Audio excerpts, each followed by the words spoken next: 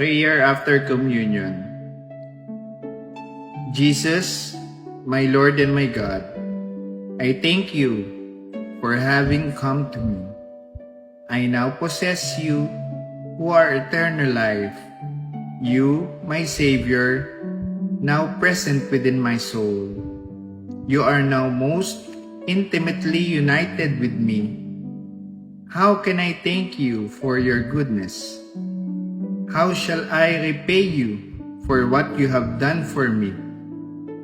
For me you have suffered. For me you have died. For me you have given yourself in Holy Communion. I thank you from my heart, O Jesus. I adore and praise you, O Jesus, present in my soul, and with heartfelt love, I offer you 1,000 welcomes, O Sacrament most holy, O Sacrament divine. All praise and all thanksgiving be every moment done. Amen.